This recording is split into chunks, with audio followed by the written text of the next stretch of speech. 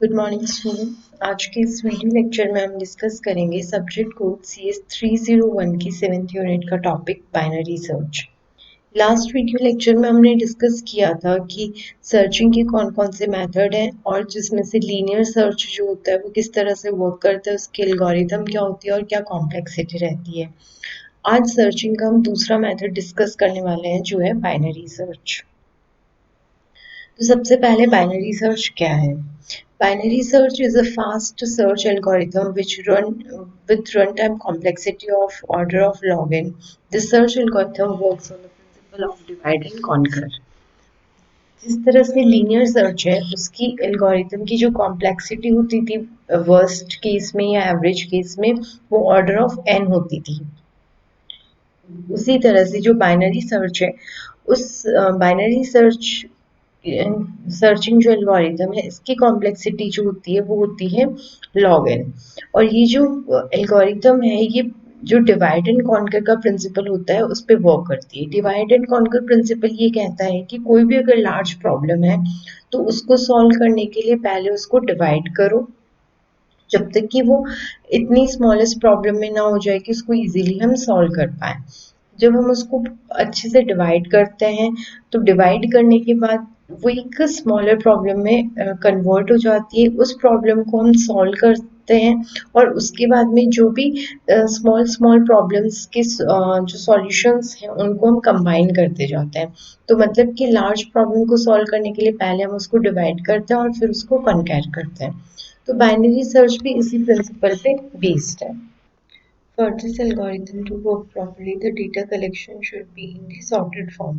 Means कि अगर हम चाहते हैं कि जो एल्गोरिथम है वो प्रॉपरली वर्क करे तो उसके लिए कंडीशन ये है कि बाइनरी सर्च तभी एप्लीकेबल होगा जब डेटा जो है वो हमारे पास सॉर्टेड फॉर्म के अंदर हो। मीन्स जितने भी एलिमेंट्स हैं वो सारे के सारे एरे के अंदर सॉर्टेड फॉर्म में स्टोर्ड होने चाहिए, तभी ये एल्गोरिथम वर्क करेगी, otherwise it will not work. Binary search look for a particular item by comparing the middlemost item of the collection. If the match occurs, then the index of item is returned. If the middle item is greater than the item, then the item is searched in this sub array to the left of the middle one. Otherwise, the item is searched for the sub array of the right of the middle item. This process continues on the sub array as well until the size of the sub array is reduced to 0. That means कि binary search कैसे work करेगा कि complete जो array है उसके अंदर middle most जो item है उसको एक्सेस किया जाएगा। जैसे कि हमें पता है कि एरे अगर है तो with the help of index हम किसी भी एलिमेंट को रैंडमली एक्सेस कर सकते हैं। तो हम मिडिल एलिमेंट को सबसे पहले एक्सेस करेंगे। कंडीशन ऑलरेडी इस पे लगी हुई है कि सारे जो एलिमेंट्स हैं वो सॉर्टेड फॉर्म में होने चाहिए। तो मिडिल जो एलिमेंट हमें मिलेगा उससे हम जो आइटम हमें सर्च करना है उससे कंपेयर करेंगे कि क्या दोनों इक्वल है क्या। अगर इक्वल है तो जो मिडिल मोस्ट आइटम है उसकी लोकेशन एज ए आउटपुट हम रिटर्न कर देंगे, मतलब जो इंडेक्स है वो रिटर्न कर देंगे। अगर वो इक्वल नहीं है तो हम ये कंपेयर करेंगे कि लेस है या ग्रेटर है। मीन्स कि जो आइटम हमें सर्च करना है वो बड़ा है या छोटा है। अगर वो बड़ा है जो आइटम हमें सर्च करना है तो हम क्या करेंगे कि जो लेफ्ट राइट सब एरे है उसके अंदर सर्च करेंगे। और अगर जो आइटम हमें सर्च करना है वो छोटा है मिडिल एलिमेंट से जिसको हमने एक्सेस किया अभी उससे अगर छोटा है तो फिर हम जो राइट सब पार्ट है उसके अंदर सर्च करेंगे। तो ये प्रोसेस तब तक चलता रहेगा जब तक कि एरे की साइज जो है वो रिड्यूस टू 0 नहीं हो जाती। दैट मीन्स कि हमने मिडिल एलिमेंट को एक्सेस किया, उसके बाद हम ये फाइंड आउट कर रहे हैं कि हमें आइटम मिला है या नहीं मिला। अगर नहीं मिला है तो बड़ा है कि छोटा है, और उसके बेसिस पे हम आइदर लेफ्ट सब एरे जो हाफ लेफ्ट सब एरे है उसके अंदर सर्च करेंगे या फिर राइट सब एरे के अंदर सर्च करेंगे। अगेन सेम प्रोसीजर कि जो हाफ सब एरे है उसका मिडिल एलिमेंट वापस से फाइंड आउट किया जाएगा और वापस से कंपेयर किया जाएगा कि इक्वल है या नहीं है। अगर इक्वल नहीं है तो फिर फाइंड आउट किया जाएगा कि हमें लेफ्ट सब एरे में फाइंड आउट करना है या सब एरे के राइट सब एरे के अंदर हमें फाइंड आउट करना है। जब तक कि सब एरे की जो साइज है वो रिड्यूस टू 0 नहीं हो जाती। अब हम इसके एल्गोरिथम देखेंगे। तो सबसे पहले हमने एक यहाँ पे पॉइंट वेरिएबल लिया है बिगनिंग, जिसकी हमने लोअर बाउंड जो है उससे इनिशियलाइज की वैल्यू, और एंड लिया है जिसकी हमने अपर बाउंड से की है। अगर हमारे पास हाँ लोअर बाउंड है और अपर बाउंड है तो उससे हम जो मिडिल एलिमेंट है वो इजीली फाइंड आउट कर सकते हैं। यहाँ पे स्टेप 2 के अंदर जो स्टेप 3 और स्टेप 4 है वो हमें तब तक रिपीट करना है जब तक कि बिगनिंग की value less than to end नहीं हो जाती। मीन्स कि जब तक कि हमें या तो वैल्यू फाइंड आउट नहीं हो जाती है या फिर हम जो हमें जो आइटम सर्च करना है हमें वो नहीं मिल जाता है।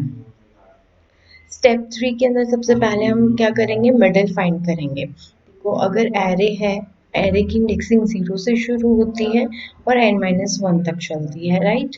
अगर हमें मिडिल एलिमेंट फाइंड आउट करना है तो हम फर्स्ट एरे का जो फर्स्ट एलिमेंट का जो इंडेक्स है प्लस लास्ट एलिमेंट का जो इंडेक्स है डिवाइड, इन दोनों को सम करके डिवाइड बाय 2 करेंगे तो हमें मिडिल एलिमेंट मिल जाएगा।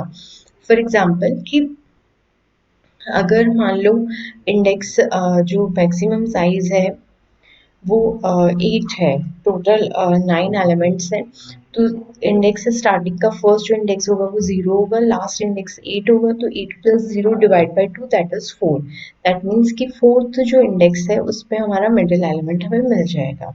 अब हम कंपेयर करेंगे कि एरे का जो मिडिल है, मतलब जो मिड इंडेक्स है उस पे क्या जो वैल्यू है वो उस वैल्यू के इक्वल है जो हमें फाइंड आउट करनी है।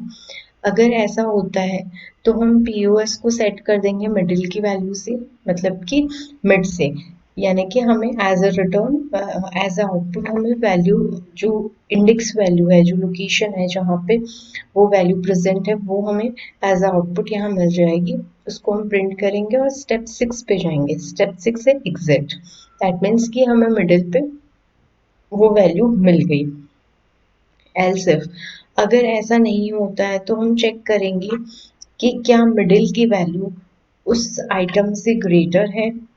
अगर ग्रेटर है तो इसका मतलब कि क्योंकि सारे एलिमेंट्स जो हैं वो सॉर्टेड फॉर्म में है, मीन्स असेंडिंग और डिसेंडिंग ऑर्डर में, और अभी इस पर्टिकुलर एल्गोरिथम के अकॉर्डिंग हम मान रहे हैं कि वो असेंडिंग ऑर्डर में है, राइट। उस वैल्यू को हम मिडिल से कंपेयर करेंगे कि क्या मिडिल की वैल्यू जो आइटम हमें सर्च करना है उससे ज़्यादा है। अगर ज़्यादा है तो इसका मतलब आइटम जो हम सर्च करेंगे वो हमें इस पर्टिकुलर पार्ट में मिलेगा, राइट। तो इस पर्टिकुलर पार्ट में मिलेगा तो इनिशियल जो इंडेक्स है वो तो हमारा सही रहेगा, मतलब जो बिगनिंग है वो तो हमारी लोअर बाउंड ही रहेगी। लेकिन अब अपर बाउंड क्या हो चुका है, जो भी मिडिल था उससे -1 हो गया। ठीक है, तो अब ये एक सब एरे बन गया है और इसके अंदर हम सर्च करेंगे। अगर ऐसा नहीं होता है दैट मीन्स कि जो वैल्यू हमें सर्च करनी है वो बड़ी है। बड़ी है तो मीन्स वो इस पार्ट में मिलेगी, मिड। तो बेसिकली क्या है कि जो मिडिल या जो मिड इंडेक्स है उसने एरे को 2 पार्ट्स में डिवाइड कर दिया है, इक्वल पार्ट्स में, जहाँ पे फर्स्ट आइदर हम फर्स्ट पार्ट में सर्च करेंगे या फिर सेकेंड पार्ट में सर्च करेंगे। अगर इस पार्ट में है तो इसका मतलब कि एंड वैल्यू तो सेम रहेगी, लेकिन अब बिगनिंग जो वैल्यू है उसको हम सेट कर देंगे मिड प्लस 1 इंडेक्स से, क्योंकि मिड पे कोई वैल्यू है नहीं और बिगनिंग हमने कर दी मिड प्लस 1 से। तो अब क्या हुआ कि मिड प्लस 1 और एंड, इन दोनों के बीच में हम सर्च करेंगे। अगेन ये सेम लूप चलेगा जब तक कि बिगनिंग की वैल्यू लेस देन या इक्वल टू एंड नहीं हो जाती है, या फिर इस पार्ट में कहीं पे हमें एज अ मिडिल वो वैल्यू नहीं मिल जाती है। लास्ट स्टेप है कि हम चेक करेंगे पीओएस की वैल्यू क्या है। इनिशियली हमने इसको -1 से इनिशियलाइज किया था। अगर हमें वो वैल्यू मिली होगी तो इसका मतलब उसकी वैल्यू अपडेट हो गई होगी मिड पॉइंटर से या मिड इंडेक्स से। अगर नहीं मिलती है तो इसका मतलब उसकी वैल्यू -1 है और स्क्रीन पे हम प्रिंट करवा देंगे that value is not present in the array. Means as a output हमें क्या मिलेगा कि वैल्यू जो हम सर्च कर रहे हैं वो एरे के अंदर प्रेजेंट नहीं है, राइट। अब हम इसकी कॉम्प्लेक्सिटी की बात करते हैं। तो बेसिकली बेस्ट केस क्या है कि पहला जो हम एलिमेंट कंपेयर कर रहे हैं, मतलब मिडिल एलिमेंट, उसी पे हम लोगों को क्या मिल गई, वैल्यू मिल गई। तो ऑर्डर ऑफ वन इसकी बेस्ट कॉम्प्लेक्सिटी है। एवरेज और वर्स्ट केस की अगर हम बात करें तो बेसिकली क्या है कि फर्स्ट स्टेप में हमने एन जो नंबर्स थे उनको डिवाइड कर दिया एन बाई टू में, राइट। सेकेंड स्टेप में हमारे पास जो एलिमेंट्स हमें एक्सेस करने होंगे या कंपेयर करने होंगे वो सिर्फ एन बाई टू होंगे। लेकिन इस स्टेप में भी हमने क्या किया, इन एन बाई टू को वापस से डिवाइड कर दिया टू पार्ट्स में, that is an by four. तो हर स्टेप के अंदर हम क्या कर रहे हैं, बाय टू से उसको डिवाइड करते जा रहे हैं, या फिर हम कह सकते हैं कि बिल्कुल हाफ जो हाफ एलिमेंट्स जो है उनको एलिमिनेट करते जा रहे हैं और सिर्फ हाफ एलिमेंट्स को ही एक्सेस करते जा रहे हैं। तो जब हम इसको मैथमेटिकल फॉर्म में लिखते हैं तो हम बोल सकते हैं log n number of cases. For example कि जैसे 16 एलिमेंट्स हैं तो 16 है, उसके बाद वो डिवाइड होंगे 8 के अंदर, 8 के बाद वो डिवाइड होंगे 4 में, और 4 के बाद डिवाइड होंगे 2 में, ठीक है, और 2 के बाद 1 में। तो बेसिकली यहाँ पे हमें 4 स्टेप्स फॉलो करने पड़ रहे हैं। अब अगर 16 का हम लॉग बेस 2 निकालते हैं तो वो भी आता है 4। तो इसका मतलब ये है कि इसको हम मैथमेटिकल फॉर्म में log बेस 2n की फॉर्म में लिख सकते हैं। अब हम एक एग्जांपल लेते हैं। यहाँ पे हमने एक एरे कंसीडर किया है। एरे ये है। अब इसके जो एलिमेंट्स हैं ये सारे हम देख सकते हैं कि सॉर्टेड फॉर्म के अंदर है। अगर सॉर्टेड नहीं है तो उस पर हम बाइनरी अप्लाई नहीं कर सकते। बाइनरी सर्च तभी एप्लीकेबल होगी जब एरे के एलिमेंट्स जो हैं वो सॉर्टेड फॉर्म में होंगे। हमें फाइंड आउट करना है कि आइटम 23 प्रेजेंट है या नहीं है। तो सबसे पहला स्टेप क्या है, बिगनिंग की वैल्यू 0 थी, क्योंकि एरे है, एरे के अंदर इंडेक्सिंग फर्स्ट एलिमेंट की 0 होती है, और एंड की जो है वो 8 हो जाएगी। तो मिडिल हमें क्या मिला, 4 मिला। 0th element, first element, second element, third element and fourth, means A of 4 क्या है, 13 है। अब 13 और 23 को हमने क्या किया है, कंपेयर किया कि क्या ये दोनों इक्वल है। अगर इक्वल नहीं है तो हम ये कंपेयर करेंगे कि बड़ा है या छोटा है। तो ए मिड की वैल्यू जो है वो क्या है, छोटी है। तो अब बिगनिंग की वैल्यू हम मिड प्लस 1 से सेट कर देंगे। तो मिड की वैल्यू क्या थी, 4। तो अब बिगनिंग की वैल्यू क्या हो जाएगी, मिड प्लस 1 दैट इज 5, और एंड की वैल्यू क्या रहेगी, 8। तो सेकेंड स्टेप में बिगनिंग की वैल्यू हमने मिड प्लस 1 कर दी, दैट मीन्स 5, और एंड की वैल्यू हमने 8 कर दी। अब जब हम मिडिल निकालेंगे तो बेसिकली क्या होगा, beginning plus and that is 8 plus 5, 13 divide by 2 that is 6। Sixth position पे हम देखेंगे कि एरे का जो सिक्स्थ इंडेक्स है उस पर क्या वैल्यू है, वैल्यू 20 है। क्या 20 और 23 इक्वल है, नहीं है। वापस से हम चेक करेंगे कि जो मिडिल वैल्यू है वो बड़ी है या फिर जो हमें आइटम सर्च करना है वो बड़ा है। हमें आइटम जो सर्च करना है वो बड़ा है, इसका मतलब कि मिडिल वैल्यू छोटी है। तो हमें अगर वो आइटम मिलेगा, क्योंकि ये सॉर्टेड फॉर्म है, तो वो सिर्फ राइट हैंड साइड में ही मिलेगा। तो हम वापस से क्या करेंगे, बिगनिंग की वैल्यू को अपडेट करेंगे मिड प्लस 1 से, दैट इज 7, और एंड की वैल्यू 8। अब मिड जो है वो हो जाएगा 8 plus 7 divide by 2 that is 7। हमने इसका लोअर बाउंड लिया है। ए मिड जो है दैट मीन्स E7। E7 को हम कंपेयर करेंगे उस आइटम से जो हमें कंपेयर करना है। तो क्या E7 की वैल्यू 23 के इक्वल है और वो आइटम के इक्वल है।